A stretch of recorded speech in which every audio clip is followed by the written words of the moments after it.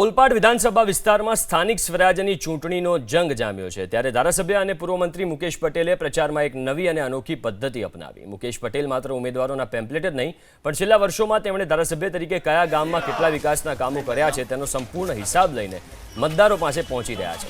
ગામડે ગામડે જઈને તેઓ લોકો સામે પોતાના કામોનો હિસાબ રજૂ કરી રહ્યા છે, જે મતદારોમાં ચર્ચાનો વિષય બન્યો છે।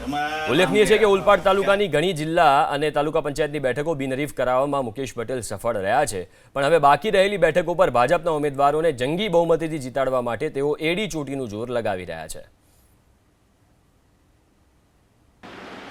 ગમે તેવા કામ હોય તો લોકોની સાથે રહીને કામ કરતા હોય છે। કોરોના કાળ હોય કે ગમે તે આપત્તિ હોય તો ભારતીય જનતા પાર્ટીનો કાર્યકર હંમેશા લોકોની વચ્ચે રહ્યો છે।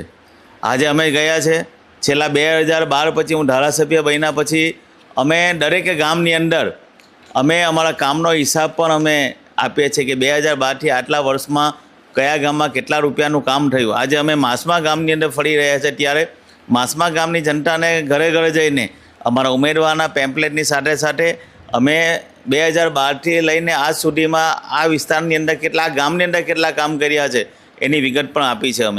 અમે આ માસમા ગામની એક જ વાત કરું, 28,47,42,279 રૂપિયાના અમે આ કામો આ ગામની અંદર કર્યા છે। લોકોને કહે કે અમારા ગામના તમારા સરપંચો ક્યાં કામ કર્યા છે, જિલ્લા પંચાયત સદસ્ય ક્યાં કામ કર્યા છે, સંસદ સભ્ય ક્યાં કર્યા છે, ધારાસભ્ય ક્યાં કામ, તમામ પ્રકારની વિગતો આમાં આપી છે। આવનારા દિવસોમાં પણ અમે ઓલપાડની અંદર વિકાસની ગતિ ઓર તેજ કરવાના છે।